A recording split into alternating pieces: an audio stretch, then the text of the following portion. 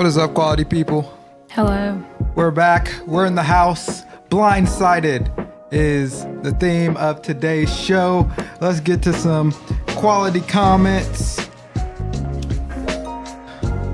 We got T-Mac in the house. Mama Mac saying hello to Cindy.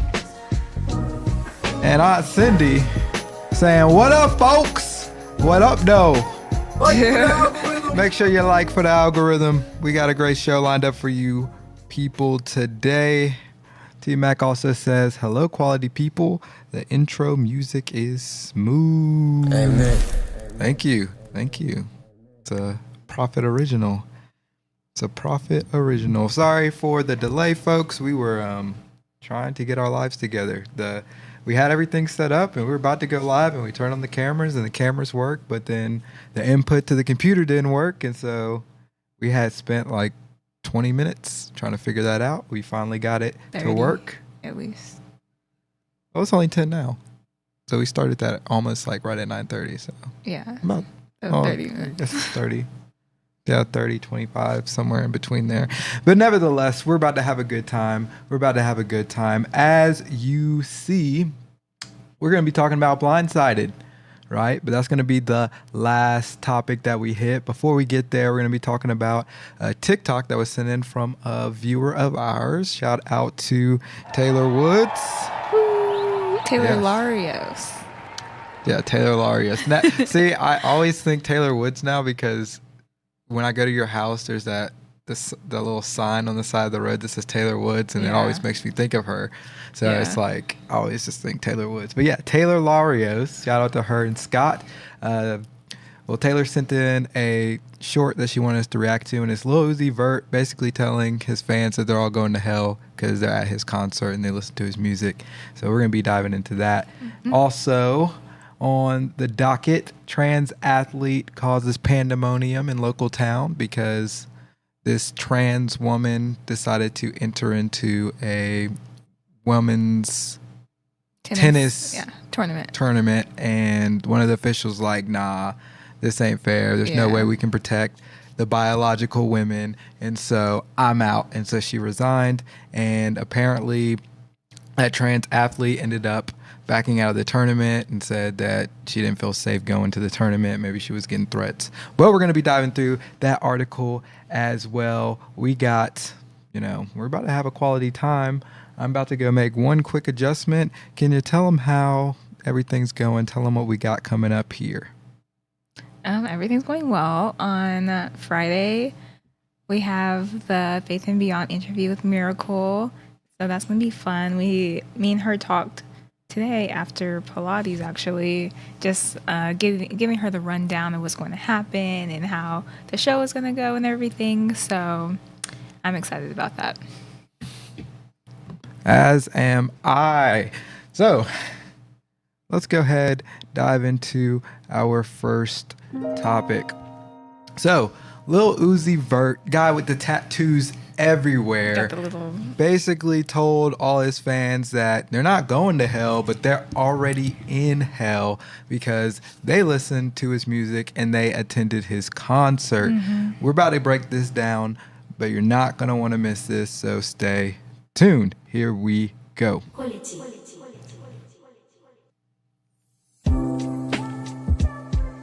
Yeah, Lil Uzi Vert summons hell. He literally summons hell. We got to talk about this. Hey, quality people, I need you to like for the algorithm. I need you to share this with your family and friends because this is topic 1. We got 3 to go tonight. Guys, I got a question. and that question is, who do you support? So Lil Uzi Vert is a very popular music artist. He had this really, I forgot what the name of the song was, but It's it popular. Was, It's it was very Push Me to the popular. Edge, All My Yeah. Friends Are Dead. That's the Yeah. only line I remember. Yeah. And I remember that being so catchy in college, It and I would was. sing it. And then when you actually realize, think about what you're singing, yeah, you're like, this is a bit. this is dark.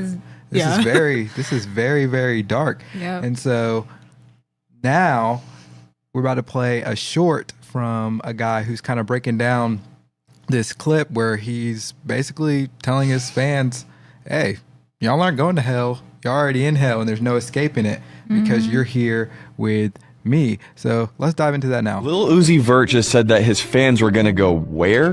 Hold on, let me explain something to them real quick. Before everybody starts screaming and saying, oh, like I told y'all earlier, Not with the you auto-tune. motherfuckers enter the rapture. And if ain't nobody flying up to heaven right now, obviously all y'all motherfuckers going to hell. Whoa. So obviously he's, and a lot of music artists do this too, because there's this whole, thing on the internet where it's like the Illuminati and you have to sell your soul to attain any type of fame, which I think is kind of bogus, right? I think there's people who just have genuine talent who, garner a following, but they may do things that amount to selling their soul, but I'm not sure if everybody is in this like group and they're sacrificing goats in the middle of nowhere. Now, do I think that happens? Probably, but I don't think that every single person is doing that. Now, with Lil Uzi Vert's case, I think he's just on some weird stuff, and he got a cult following, made a song or two that hit, and now he's big. And so people are like, oh, he's got the tattoos and he looks like a demon or whatever, what have you, and he's rapping about or singing about dark stuff. And so he's always associated with, you sold your soul, you're promoting hell. And so now it's like he's running with it. I don't know, because I would listen to his first album, and it was a lot of stuff about like not Percocets, but like some kind of like drugs and stuff like that. And all of his music is just dark. So I don't know if he's just running with it. I think it's just him. Well, I'm specifically talking about the narrative that, he's worships Satan in a sense. Now, I think he does worship Satan in his actions and the way he carries himself and what he does. But as far as like bowing to his knees and like praying to Satan, I'm not sure that's a thing. But I think he, takes that narrative and he spins it to, get a rise out of people and to make viral content. But at the end of the day, he's still, what he's promoting is of Satan, is satanic, is, adverse to what is holy, to what is good, to what is godly. And so that's a problem that I, of course, have with it. Right with me. So let's get it. Oh, you already here. I'm so sorry. You can't get out. You're stuck. It's over. You heard the song a million times and you didn't even know. Someone's like screaming no or something. He was like, sorry, you're a year. Yeah, he was like, you heard the song a million times and you didn't even know. And so he's like, you effed up. You're already in hell. You're going to hell. And so, I mean, that just brings us back to the question is, who do you support? Like, everything's not innocent. Everything's not, fun and, oh, we can have a little taste of this every now and then. Some things you just need to completely cut out of your life because it's not good for you at all. Mm-hmm. Like, I was watching a video, what happens if you don't eat sugar, like if you basically stop eating sugar, and there's all these different health benefits that if you knew about, then you'd probably just wouldn't eat sugar. Now, I don't know. I'm a little stubborn. I still like stuff that's sugar, but eliminating sugar from your diet will drastically improve your health if you just completely eliminate it. Even if you limit it to, very small amounts, you're going to reap some benefits, but you're not going to reap as much benefit as if you were to completely eliminate it. I don't know. I just think people know what's good and what's good and what's bad. And even though, if they're like, okay, they see the sugar thing and they know if they cut everything out, they cut the sugar out, they'll be super healthy. I just think people will still do whatever they want to do because they like the taste of sugar. Right. There's still people that are like, hey, there's common knowledge that, hey, you want to limit your sugar because that leads to diabetes and high, blood sugar and all of these different things that are detrimental to your health, but they're still going to do it because they like they like the immediate gratification that it gives them because it tastes good and they want more and they want more.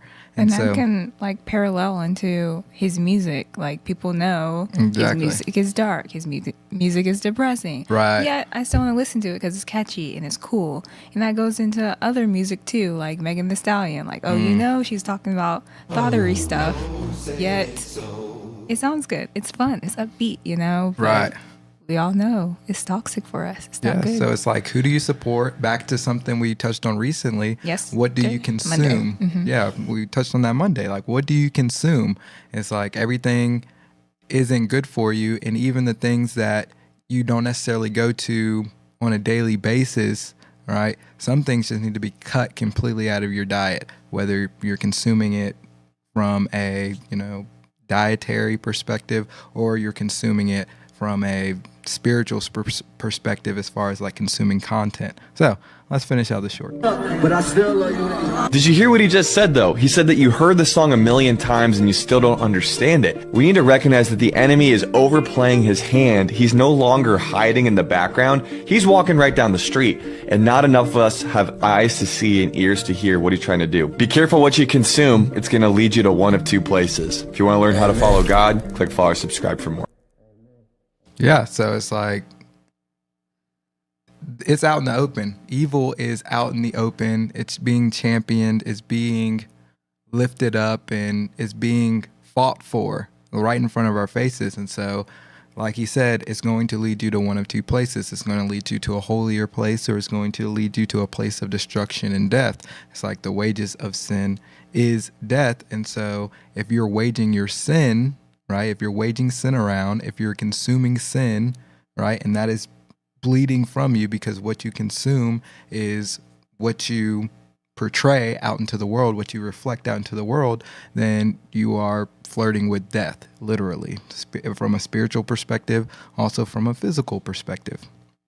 And so we're going to turn to Shepherd Baptiste. I think he has some words of wisdom for us. The word of God tells us that we wrestle. You must be discerning in who you support and follow. Do they operated rooted in the fruits of the Spirit, characterized by love, joy, peace, faithfulness, self-control? Or do you succumb to the works of the flesh, participating in impurity, debauchery, idolatry, jealousy, anger, quarrels, dissensions, factions? It's important to note that participating in the latter will forfeit you from inheriting the kingdom of God. Yeah, and It's good so stuff. there's a interesting parallel in Galatians 5. So we're going to go through verse 5 or chapter 5 verses 19 through 23 really quickly. And there's a very interesting parallel when it's saying, and now the works of the flesh are obvious: it's sexual immorality, impurity, debauchery, idolatry, sorcery, enmity, strife, jealousy, anger, quarrels, dissension, factions, envy, drunkenness, carousing, and things like these. So things that are akin to those, evil things, things that destroy your soul. I'm warning you, as I warned you before, those who do such thing will not inherit the kingdom of God. Right? But then if you go on, just like Shepherd Baptiste says, by contrast, now we get the tenets of our faith. We get the tenets of Christianity. So by contrast, the fruits of the Spirit is love, joy, peace, patience, kindness, generosity, faithfulness, gentleness, and self-control. There is no law against such things. Amen. And so when you compare and contrast and you understand what you're consuming, it's one of two different flavors, right? It's either the works of the flesh or it is the fruit of the Spirit, right? And if you want to be somebody who is fruitful, who is productive, who is holy in the sight of God, then you are going to be consuming and thereby portraying and displaying fruits of the Spirit rather than works of the flesh. And so we are going to get into, our different points. Before we do that, though, I think Lady Zipporah has something to offer. The word of God tells us that we wrestle not against flesh and blood, but against principalities, against powers, against the rulers of the darkness of this world, against spiritual wickedness in high places. Pay attention. Are you being drawn towards or away from God's alignment? It's good stuff. Now, onto my points. I think it's important to be sensitive to the things we consume and to be constantly prayerful about being pushed towards God's goodness. Someone in the audience wasn't prepared for what Little Uzi said. Don't be that person when the time actually does come. When Jesus actually does arrive, are you going to be ready? And even if you pass on before that point, are you going to be ready to be accountable for the things that you've done in your life? No, I think that's an excellent point. Going to the fact that there was probably somebody that had a wake-up call when he said that. And then they went home and realized, wait, what have I been consuming? And before you even get to that point, one, you want to be surrounded by people who are going to help guide you in the proper direction. But two, you also need to have the self-respect, the self-awareness and the self-love to not allow yourself to get into that position at all. And so it all goes back to what he said, like, what are you consuming? Who do you support, right? Because what we consume is largely what we support, right? And so all these people were consuming his music, and they rock with his music, and they rock with it so much that they were like, no, I want to go see him on a stage. I want to see him perform, right? I want to see him pedestalized, right? Where he's almost lifted up as an idol, where he's a role model, right? But then what he's peddling, right, is the things, the works of the flesh, rather than things that are going to be helpful, rather than things like the fruit of the Spirit. And so it's not surprising when he spouts out, evil on his stage, because that was already what he was putting out for consumption. Yeah. I like that. Now let's hear what Prince of Voda has to say. Romans 6 verse 23 states, "For the wages of sin is death, but the free gift of God is eternal life in Christ Jesus our Lord.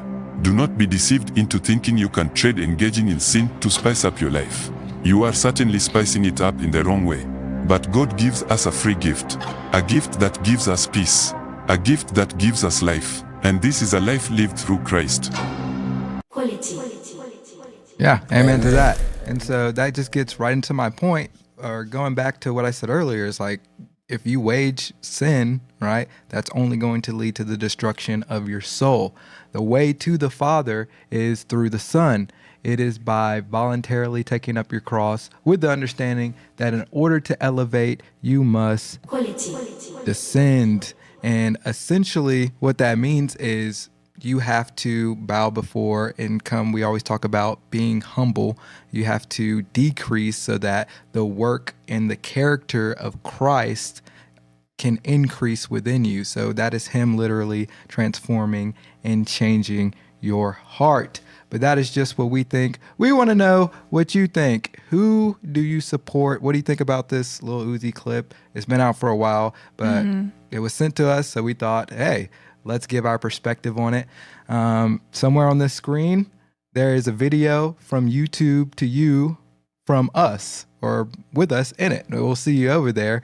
Until then, be blessed. Make sure that you share this with your family and friends. Be right back in the live chat.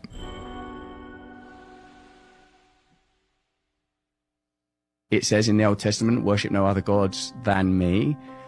The implication I offer is that we are a species that worships, and if you do not access the divine, you will worship the mundial. Solid. That's solid, because, that's kind of how I would take it too, is, I get into it in my point a little bit, but it's like, we're either going to worship God or we're going to worship the things not of God. And worship the things not of God, that just leads us down a tunnel of despair ultimately. No, yeah, I definitely agree. It's like you're either going to strive for that which is good, beautiful, true, like the ultimate version of that, or you're just settling for, good enough, which by default would be the things that aren't of God.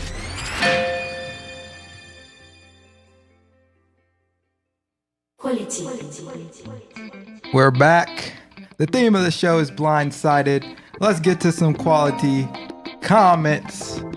Aunt Cindy says, but how many left the concert then and there. That's interesting. Let's talk about it, right? Like for the algorithm. Make sure you like for the algorithm, because we're on a mission to spread some practical religion. Yeah, that is interesting. Like, were there people that felt convicted and were like, nah, I'm out of here, dog. Like, yeah, I was already kind of on the fence about you. I just kind of like the beat. I kind of like the way your voice sounded with the auto-tune. But nah, you on some goofy stuff. I'm out of here. I don't know. I wonder how many people were like that. Or my guess is a handful. well, he does kind of say, hey, no. So it looks like he's kind of pointing at somebody who's like, nah, I'm out of here, dog. I think so too. So it kind of feels like that too. But also, this is an important lesson too, that even if you find yourself in that sort of place where environment or just in your personal life where it feels like hell and it kind of feels like the end, it's not too great where God can't pull you out of the trenches, right? It's not too late to humbly come to the King of Kings and the Lord of Lords and to offer your life to him and to devote your life to the service of the kingdom of God for him to, transform you continually through sanctification. So that is what, we try to promote on this channel, is like Christ improvement over self-improvement, right? Yeah. It's like, yeah, you can try to go through all these self-improving things and listen to all this motivation, but at the end of the day, are you becoming more like Christ, right? That's why Christ improvement is greater than self-improvement. So that's what we promote on this channel. All right. Let's see if we got some other comments. They're talking about Prince of Oda again. Says, all right, Cindy, there's the Prince. Jesus. I'm gonna need a sound effect that's like I don't know. We're gonna have to find a sound effect every time they talk about Prince of Oda. Definitely watch who you are. Definitely watch who you follow and friends who know what you're getting into. Yeah. Like for real, it's like you just like what you consume is important. The friends that you have around you are important, and the people that you follow are important, like even on social media, because those are the people that you end up generally giving your money to, because social media influencers generally use their influence to steer you towards something that they're selling. And if what they're selling isn't something that is good for you, then you shouldn't be supporting them, right? And so that's why we say watch who you support. Absolutely. Let's see if there's anything else. This says, LOL, I need a cream cheese pound cake every now and then in moderation. That's funny. Shout out to that. She makes a good cream cheese pound cake. She said in moderation too. That's funny. All right, so let's get into our second topic. Trans athlete causes pandemonium.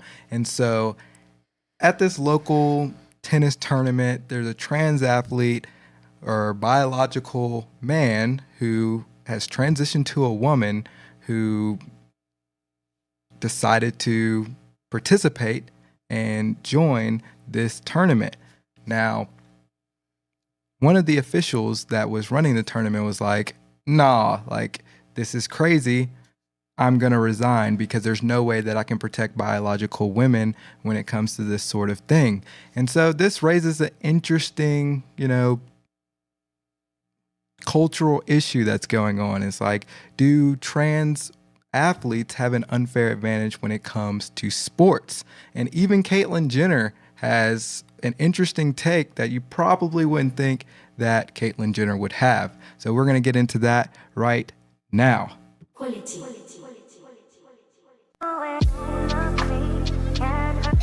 Wow, we're grooving out here.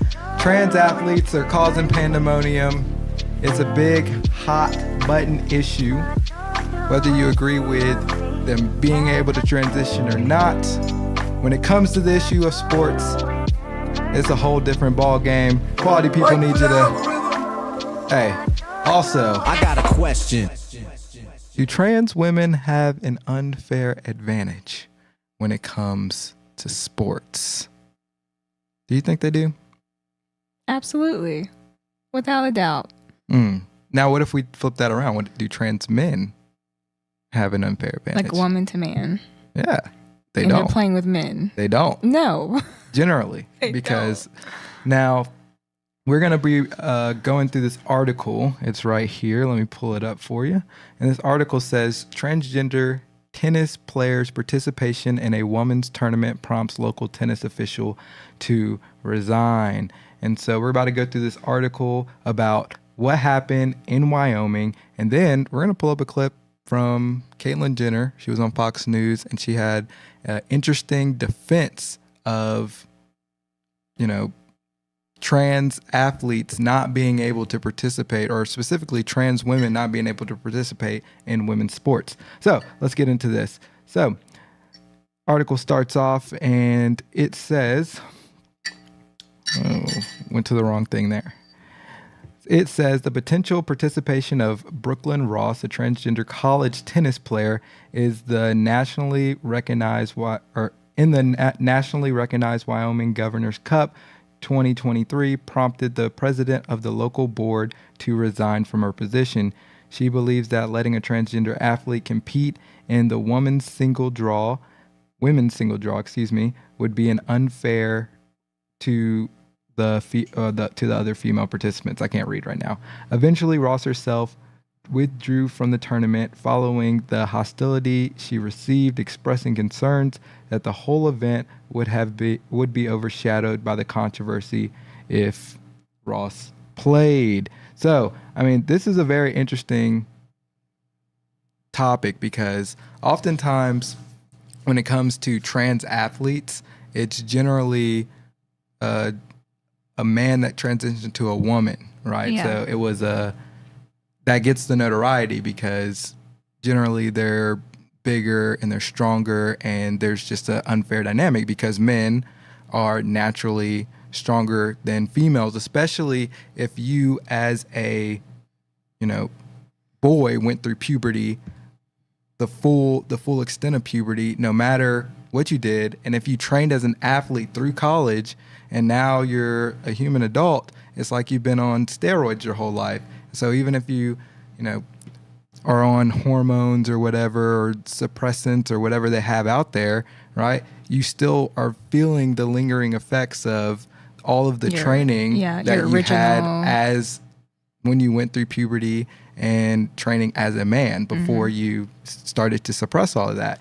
And so I believe even Caitlyn Jenner was like, yeah, I won't play in a women's golf tournament or any women's leagues or anything because it's just unfair, because I can still hit the ball so much farther than the average woman, or I could probably run, more than the average woman. Because when Caitlyn was Bruce, she was in Olympics. one of the best athletes of all time, right?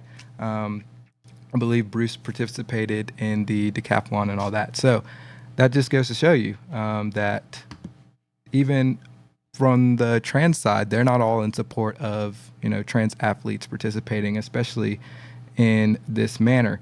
All right, so Jackie Folkrod formerly served as the president of Cheyenne Tennis Association Board. However, she stepped down from her position early this month after learning that Brooklyn Ross would be competing in the women's edition of this year's Wyoming Governor's Cup.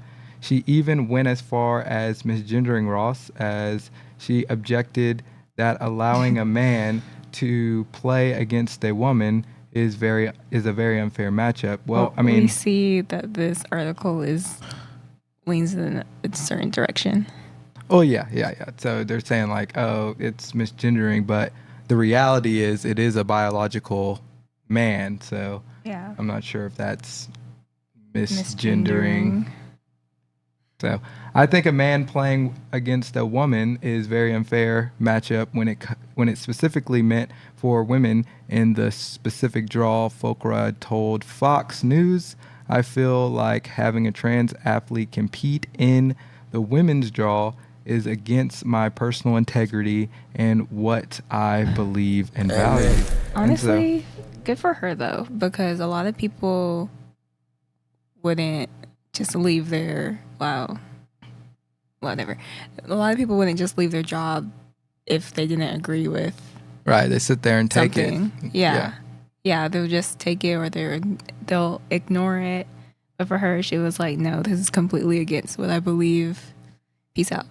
Right. And so a lot of people say, oh, well, if it's changed for the whole or it's changed for the organization, I guess I need to start adapting. And so they become malleable to whatever is presented in front of them rather than being an individual and saying, no, I didn't believe this before for a specific reason. Why should I believe this now? And it's not to say that everything that you believe prior to something new coming against what you believe you're right about, right? If you come up against a point of contention as far as your values, then you should explore why you believe what you believe, and then,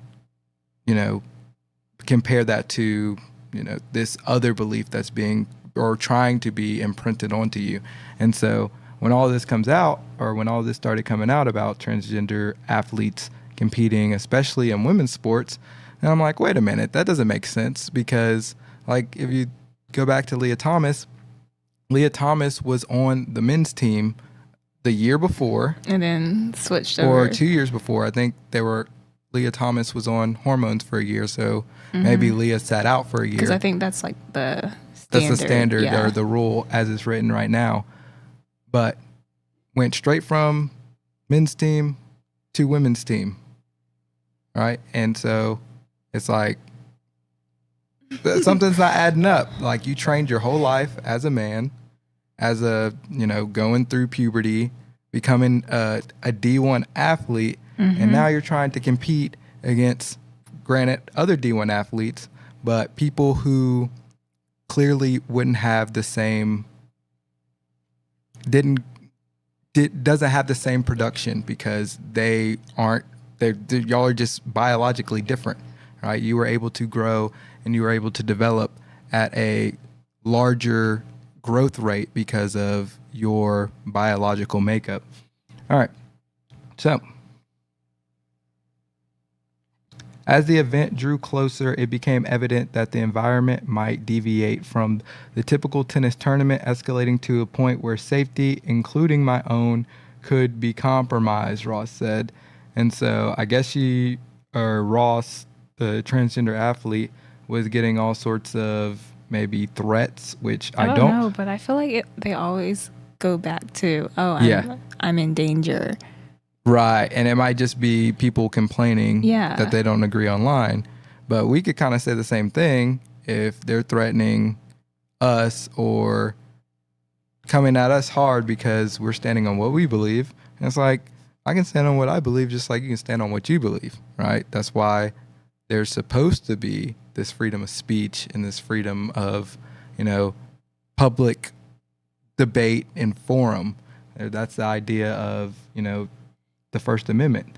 So, whether transgender athletes should be allowed to participate in competing sports has been a major point of contention for some time now. Coincidentally, one of the earliest transgender athletes was a tennis player by the name of Renee Richards, who started playing in women's tournaments after undergoing gender reassignment therapy in 1975.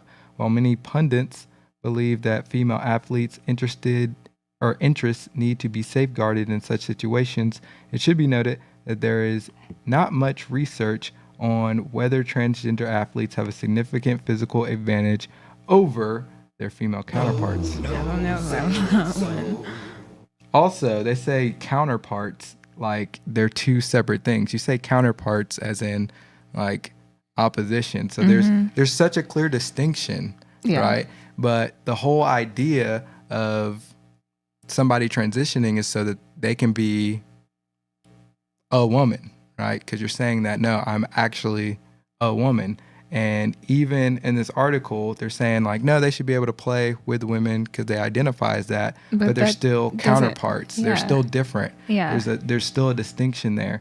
And our argument is there's such a distinction, especially if they went through puberty and they've been training as a high level athlete, especially which tends to be the case and of a lot of the stories that go, public and viral. So, like I said, Caitlyn Jenner had a very interesting take on this situation. Caitlyn Jenner is a transgender woman, and Caitlyn Jenner was a star athlete when Caitlyn was a man. And so let's hear what Caitlyn has to say. Well, I've been pretty consistent, Sean, from the beginning. I've said that biological boys should not play in women's sports. It is just not fair. We have to protect women's sports from something like this.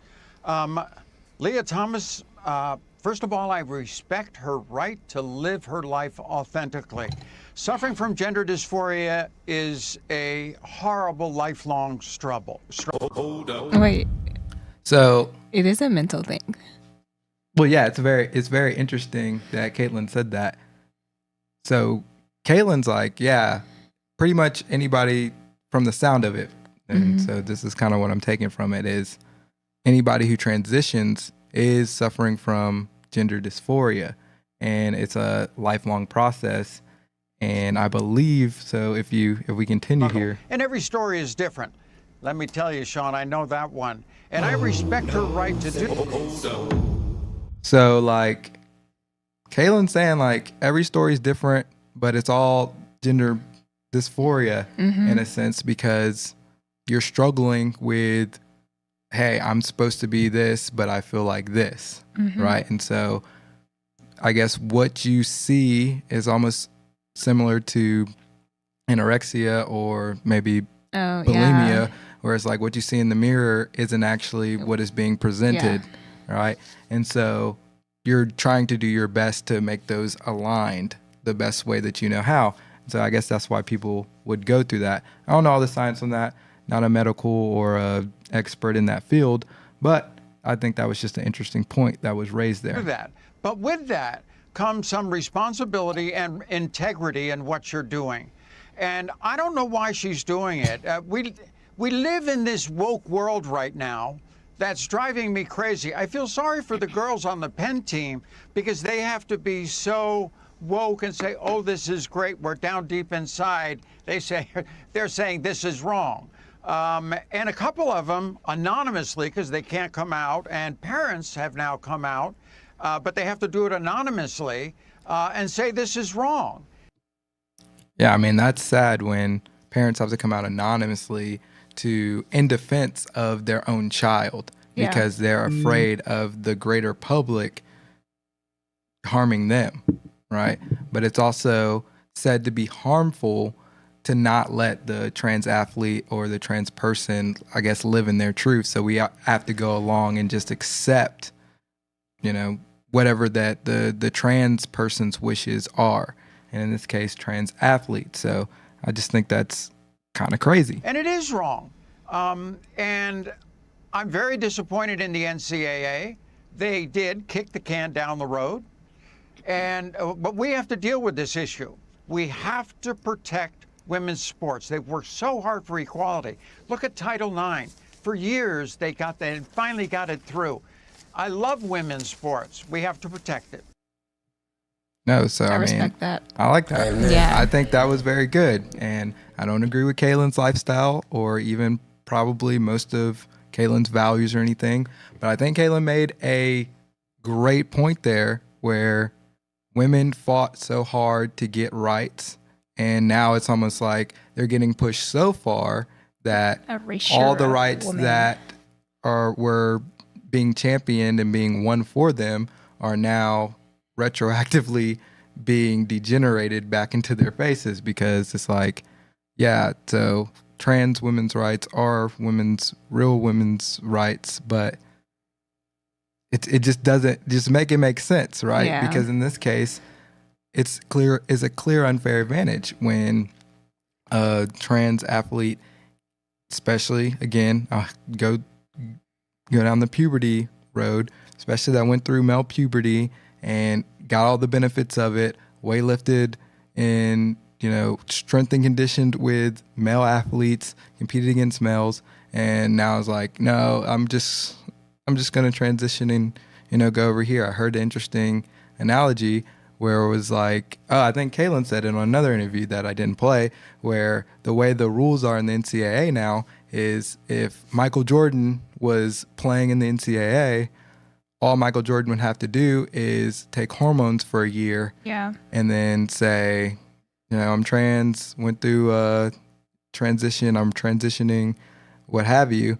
And then Michael Jordan could go play in the WNBA or the women's basketball for the NCAA. And that's just ludicrous and absurd. Like, if you have a daughter, would you want them playing against an athlete who was previously, a man, was competing at a high level, especially with other men, and then now all of a sudden it's like, I'm just transitioning, whether they're transitioning to be great at a sport or whether they're just going through a genuine dysphoria. I don't think it makes a difference.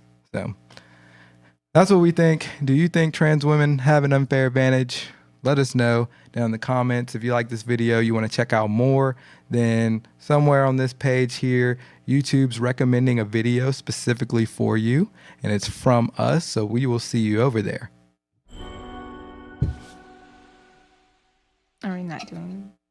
Let's talk about Are we not the doing relationship points? between the player and the team. So I forgot the about him. player and their coach, their player and their teammates as well. So how much of it is the player needs to adapt to the team, and how much of it is the player needs to be a good fit for the team? Ooh. I would say a better fit will work better because I teach this too in my class, forgot like for the second Tuckman's one, model. Like team dynamics and team cohesion are so important. What? It doesn't matter if it's like your forgot for the colleagues or third sports, segment, etc. Like you can have whenever The one point. new person comes on No, to I a just forgot to team cue or them they're up. coming They're into in a the workplace, thing. the dynamics shift. So you could have someone with like a stronger What are you personality talking come about? in and they're taking over and So are we everybody's going to do thrown it for the off. third segment? The team dynamics Yeah, shift. that was the plan. I just forgot and to that's do why it. I say Okay. it would be important for that person We can to like still do it. be on a before we team go to where the it third makes segment. sense for And then I them can and it just cut fits it for them into as the opposed video to or like whatever. shifting the team dynamics for that person, because that's when you have like the conflicts in relationships. And I would say like another thing that we talked about is like it's 80% relationships, like 20% encouragement when it comes to team dynamics, because like relationships outweigh performance every time. Like you can't perform well if you don't have positive nurturing Right. relationships, especially if you're doing in highly interactive sport. If you're doing more of an individual sport, it won't matter as much, but if you got like basketball team, etc., those teams need to have really strong cohesion. Yeah, and chemistry. Yeah. Mhm. No, that's good. Kenny and I watch a YouTuber who always says like your network is your net worth. So Yes. the people that you associate with and the people that you connect with will be the reflection of, your net worth, basically how well you can do economically. And the more people that you connect with, the more you can rise economically. And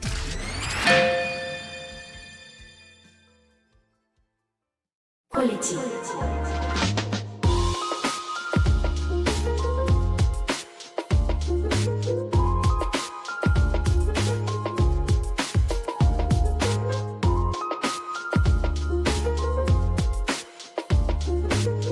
I'm here. Fight for the algorithm. All right, so we're gonna get to a couple of your comments from the last segment. Why is that so small? That's annoying. All right, Aunt Cindy says the old school LGBs don't support the new TQIA that are pushing a takeover of real natural womanhood or messing with the kids. Yeah, I do hear that a lot too. T-Max says gender dysphoria can lead to severe emotional and psychological distress. Gender dysphoria can lead to other mental health challenges, including, she said, stress, anxiety, so on. My psychology side is coming out. Aunt Cindy also says, why is this so small? It does, but a DSM-5 has basically shifted gender dysphoria to a choice and identify or an identity rather than a mental issue. Science isn't always the gold standard. Yeah, so I think some of it is, just the social contagion aspect of it and people trying to find a group. And since we don't have strong cultural values and a lot of our values are basically just, they're not there. And so there's such a degeneration of society and just straight debauchery going on that people are just trying to get in where they fit in. And this is being pushed and it's being offered. And so they're like, oh, let me try this. And then they get all this support, even though they're saying that they're not getting support. They're getting a lot of support from, healthcare. They're getting support from every leftist side. It just doesn't make it make sense. They're getting a lot of support and they say they're never supported. So now, have they been supported? No, they haven't been supported because it's kind of crazy. So that's that. But we forgot to go through our points, so we're going to go through our points now. And so here's Kenya's point. Oh, actually, that's a little easy. Let me, hold on. I got a question.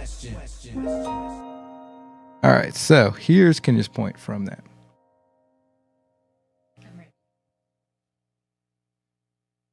That's Joshua's.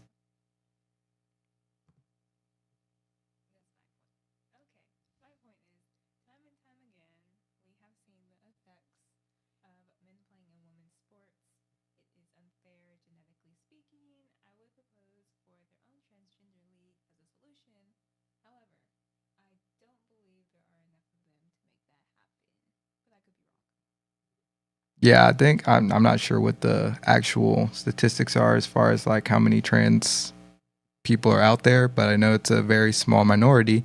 And then if you go further, then how many of them actually are athletes or athletic enough to participate at a high level in sports is probably a very, very small minority, which is probably why they want to participate in whatever they transition to field, because they're like, well, there's no other option for me. So it is kind of devastating that they're going through this, mental health issue. But then on top of that, they don't get to do something that probably helps them, escape from the mental health issues, because that's kind of what sports does, is it allows you to not worry about things going on in the world because you're playing, in a sense. You're engaging in this active play, which is actually very good for you in a lot of cases. Here's my point. Transgender women who went through male puberty, especially if they've trained as an athlete, undeniably have an unfair advantage. It's like they've been on PEDs, which is performing enhancing drugs, for a long time and are still benefiting from the effects. And so those were our, final points there. Again, we want to know what you think about all of that. And so we'll probably get into our third and last topic here in just a second. It said, notice trans men doesn't try to play sports or graze the cover of GQ. That's funny. Yeah, so yeah, you don't hear about trans men trying to play, or if they are, you don't hear them complaining that they're not strong enough or they're not fast enough, and that something needs to happen to make them, like, you don't hear them saying that they need to go on steroids to keep up with men. Right? So, I mean, there's another point there.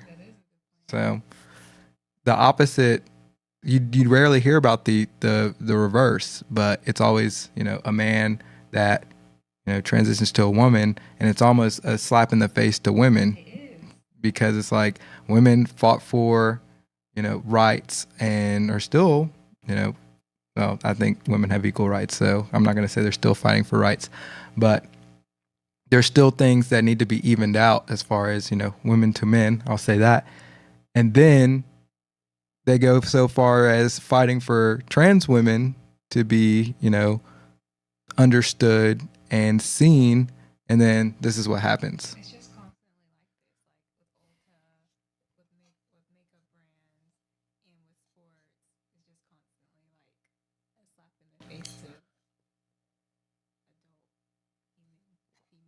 Right. Yeah, no, I agree. I agree for sure. All right. Before we get into our last segment, Kenya is going to tell you what we have coming up here and when we will be back. Okay, so we have a show on Friday, a quality pod. We have a show on Saturday with Miracle once again, and we have a profitable conversations on Monday. We also have new subscribers. I think we're at 620 right now. Let me double check. They can't hear. Okay. Okay. Wait. Hold on.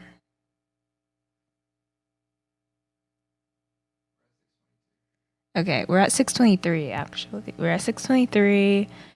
So thank you to the new subscribers that are here with the quality entertainment. We are glad to have you. And remember, our goal is 1,000. So please make sure that you share this with your family and friends so they don't miss out on this quality content.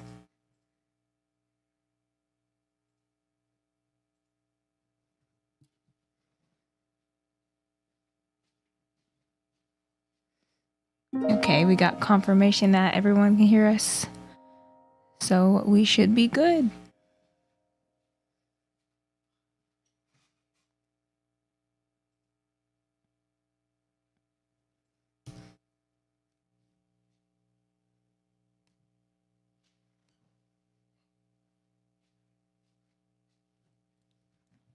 All right. So let's get into our final chapter, if you will. Michael Oher blows up the Blind Side story. So if you're not familiar, Michael Oher was the portrayal of,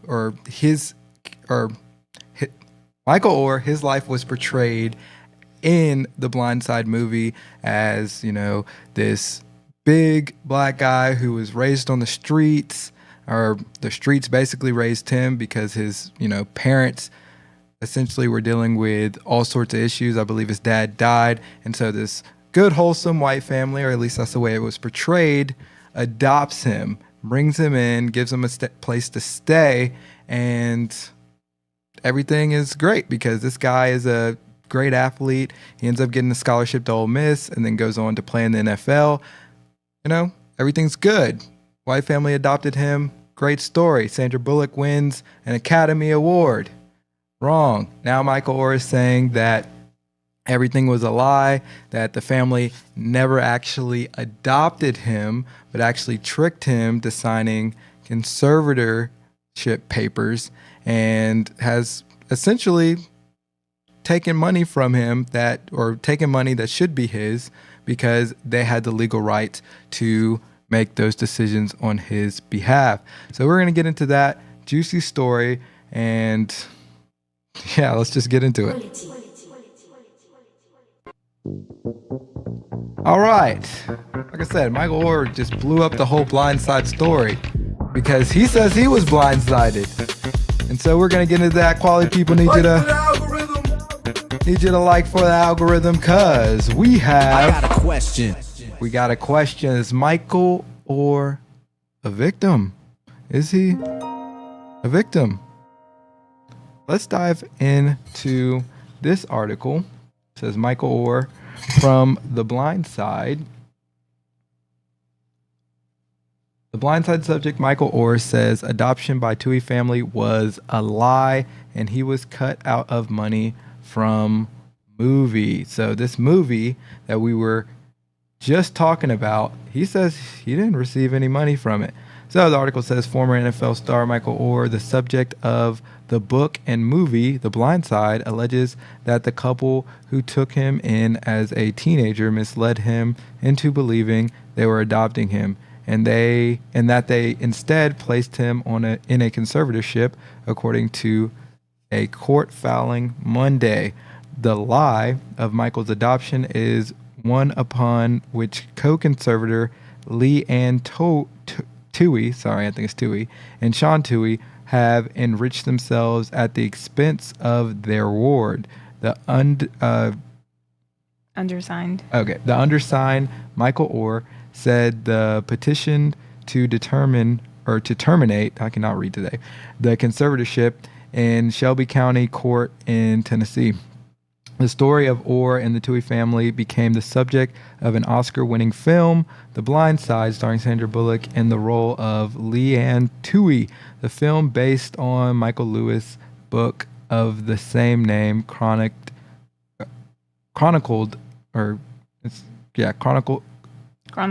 Oher's life as a homeless child through his college football career and eventual NFL stardom. All right, so the Toohey family negotiated a deal with 20th Century Fox that led Oher without any payment for the right to his name, likeness, and life story, while the Toohey family received a contract price of $225,000 and 2.5% of the film's net proceeds. The petition states the film has grossed over $300 million. The petition says a $200,000 donation was made to Leanne Toohey's charitable foundation. The petition said Oher made no money off the film, which was released after he completed his college career and would not have affected his NCAA eligibility.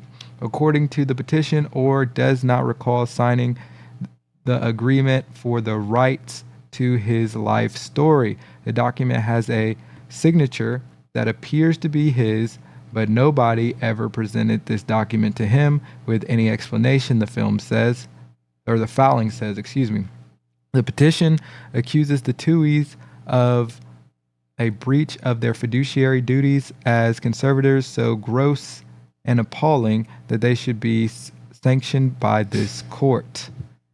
Oher was a ward of the state of Tennessee by the age of 11 and homeless as a child, according to the filings. A friend's father helped Oher enroll in 2002 to Briarcrest Christian School, where he played basketball and football. The families of the classmates often let Oher, who fell through the cracks of a broken social system, stay in their home, the petition says, where other parents of Michael's classmates saw Michael simply as a nice kid in need. Conservators Sean Toohey and Leanne Toohey saw something else, a gullible young man whose athletic talents could be exploited for their own benefit, the petition says. And so basically this filing saying like, man, the Tooheys had a plot all along. They didn't actually love this kid. They just saw him as a meal ticket, basically. They saw him as a blank check, right? I'm going to raise this guy. We're going to make him great. We see potential in him, but ultimately he's going to make money for us. And so it's just like they used the kid. But it's like interesting though, because it's like they're already like very wealthy, you know? Yeah, and so that's one of the arguments that the Tooheys have said is like, we're already, well off and already wealthy. Why would we need more money, right? We wanted to do something out of the kindness of our heart. Now, do I believe that they loved Michael and they brought him in? Yeah, I think that they did, love him and they gave him a place to stay and they were doing something nice. But I think two things can also be true at the same time, where it's like, yeah, they bonded with this kid, but at the end of the day, if you're wealthy, a lot of wealthy people they like their wealth and they like to continue to make money. And so they could have saw it as an opportunity as well. And so it gets dark because the problem that I have is that they were telling him that he was signing papers to be adopted, essentially. Okay, that's another thing, because he said he thought he was signing papers to be adopted. Mm-hmm. But then he also said he never saw that paperwork for the conservatorship. No, I think he was talking about to use his likeness in the movie. Oh, okay. So that's what he was talking about there. Gotcha. So he was talking about, as far as like the conservatorship, It was they were basically saying that, hey, we're going to adopt you. Yeah. But since you're 18, then we're going to do a conservatorship, which is the same thing, but for adults because you're 18. And so his argument is that he thought he was just signing to be a part of the family, but he was actually signing to give them the rights to legally make decisions for him, which shouldn't have happened because he was, always able to, he was actually a smart kid who was able to read and write, which he has an issue with the actual movie because it portrays him not being able to, he wasn't smart, right? And the Tuohys basically had to help him do things, help him with the playbook. And like you see the mom like going out there, like teaching him football. And he was saying like, no, man, like I was studying and football and I was like smart in football and I was an All-American before the Tuohys even brought me in. And so if this family, right, even if they were doing something nice for him originally, we're like, hey, like we see this star football player, like he needs a place to stay. Of course, it's like, oh, this is our star football player. If they're, big in the community and they're boosters at the school, like they were also boosters at Ole Miss for Ole Miss football, then yeah, you want to protect your asset essentially because boosters give to the school so that the school can do well. Similar to like on Friday Night Lights, like the booster right. guy who it's was very, very similar. Yeah. Where the booster is like, yeah, we're going to take you in and we'll give you feed this and we'll give you that. You just got to perform well on the field. Exactly. Exactly. And so some people are saying that, oh, like they're already rich, they didn't need it. But oftentimes the people who are rich are very greedy as well. And so I don't know. It'd be interesting to see what comes from, I guess, the lawsuit in general. No, yeah, it will be very interesting. And it's also interesting to note that I don't think this is about money at all because I think all parties involved are pretty well off. Like the Tuohys, they were already millionaires. And, with the success of, Michael Oher and their story being told, they're even wealthier, right? Michael Oher has 2 best-selling books. He just dropped a book this week. And then perfect timing. Yeah. And then he made, I forgot how many millions of dollars in the NFL. It was like 35 million over the course of his career, something like that. Pretty good. And so I don't think this is a matter of money unless he uses money unwisely and now he's like, I need to do something. Or if it's just like, I'm hurt and like I really just want some answers. So it could be either or. Yeah. But either way, let's kind of finish up with some of the details in the stories. So let's go here. The Tuohys will always care deeply for Mr. Oher. They are heartbroken over these events, the statement said. They desperately hope that he comes to regret his recent decisions, makes different choices in the future, and that they someday can be reconciled with him. In a statement Monday, Oher said that he was disheartened by the revelation shared in the lawsuit today. This is a difficult situation for my family and me, he said. For now, I will let the lawsuit speak for itself and will offer no further comment. So he's like, yeah, we'll just let the lawsuit speak for itself because there's details that everybody doesn't know. There's probably a couple sides of this truth. Yeah. And then there's probably the actual truth. And so hopefully everybody can understand or come to understand and the actual truth is revealed because I think the public would like to know. Nevertheless, we have a video that is being queued up for you right now. Make sure it's up. Yes, that's kind of detailing the situation from Good Morning America so you can get a better understanding. For former NFL player Michael Oher, the truth blindsided him when he says he learned his family was not legally his own. In a lawsuit filed in Tennessee Monday, Oher alleges that when he was 18, he was tricked into signing legal papers as part of the adoption process. Last February, he says he learned they were conservatorship papers, granting Leanne Tuohy and Sean Tuohy guardianship, which means, quote, hold up. So this is a problem that I have because I keep hearing couple of different things. I Yeah, I keep hearing heard. that Yeah, I was gonna say something too. he didn't know that it was a conservatorship. He just learned about it in February. And then I've heard that he knew it was a conservatorship, but he thought conservatorship was akin to adoption, but for adults. And so he didn't understand the gravity of what a conservatorship actually was. And then he signed the paper because he trusted these people. I heard that, like, when he was 25, there was an opportunity to either end the conservatorship or continue it, and he decided to continue it. That's interesting. I would love to know why, or if there was more deception that was involved, or what he was told in that. So, like he said, no further comment. We'll let the lawsuit speak for itself. So hopefully these facts are revealed. Yeah. Ultimate control of all his contracts, while providing him no familial relationship with the Tuohys. But now Oher is suing to end the conservatorship, bar the Tuohys from using his name and likeness, and what he says is a share of the money they earned from his story. We want to know if you would like to become part of this family. Hold up. See, that's the other thing, because the mom, Leanne, said, "Oh, Sandra did such a good job portraying me in this movie." And the way that it's framed in the movie is that they all sat down and were like, "Hey, we want you to become a part of this family, and we want to adopt you." And he's like, "Yeah, I'll become part of the family. I thought I already was part of the family." Yeah. But that's not in reality what happened. In a sense, they were more like, "Hey, like, sign these papers so you can become part of the family." But we can't legally adopt you, so it wasn't like an actual adoption. So they've been running with this narrative that they adopted Michael and that he's part of the family, when in reality it was a conservatorship. So there's been deception on their part in that regard from the get-go.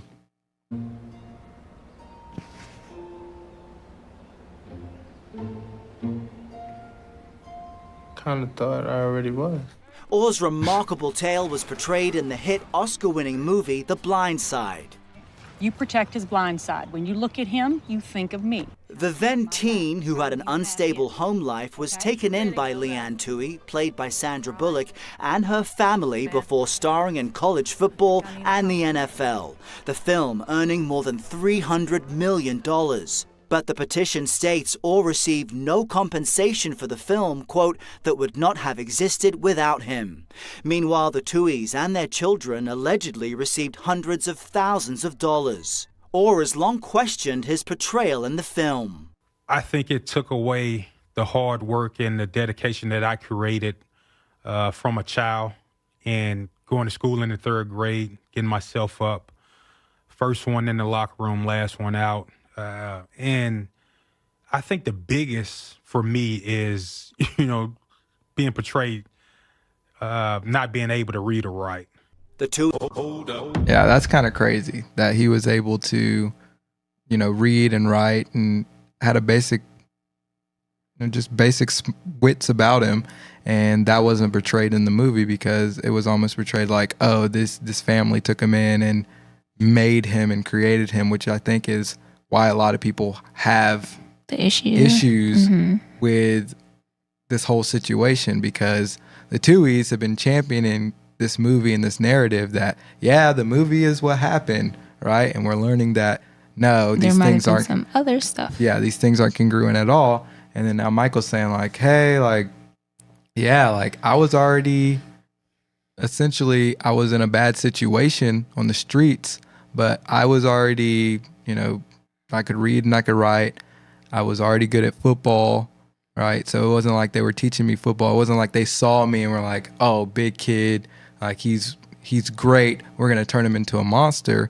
Like him being in a stable home definitely gave him a leg up, right? As it would anybody.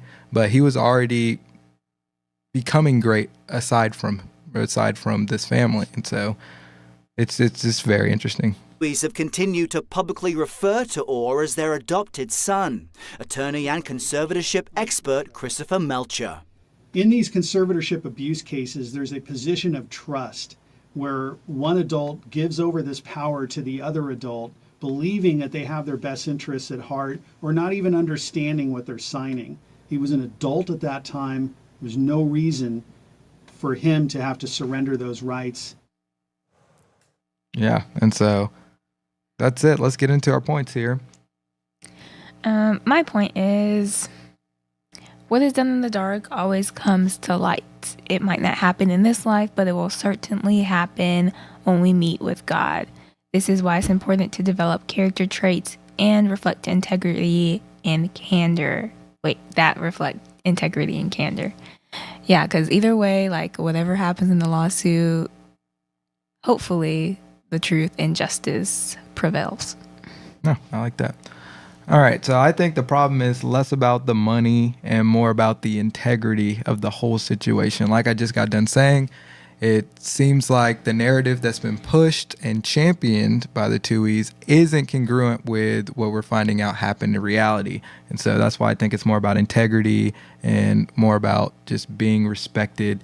I believe Michael feels deceived and misled by people he entrusted to do what was in his best interest, and has learned that they may not have had his best interests at heart all along. And so while I think these people cared for him and, maybe considered him as part of their family, at the end of the day, he was brought in, right? He wasn't like their bloodline. And I think they did, in a sense, probably did some stuff that more or less took advantage of him by, handing him conservatorship papers when he didn't need them, right? He was going to be an adult going off to play college football and on his way to the pros. Why did he need to have a conservatorship?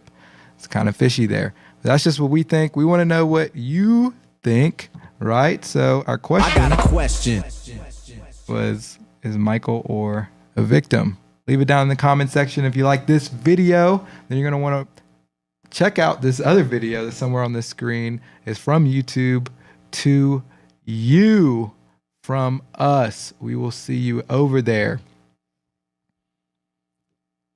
All right, quality people. Thank you for tuning in tonight. We had a wonderful time. Thank you for bearing with us through our technical difficulties and getting everything together. One more time, we're going to pop up our schedule here. We are back on Friday. So I saw Cindy saying that when's our next show? It's going to be on Friday, this Friday. So not sure what time yet, but we will keep you posted on that. So keep a tab in our group and on our community tab here on Facebook. Saturday, we got a special Faith and Beyond episode with Miracle as a special guest.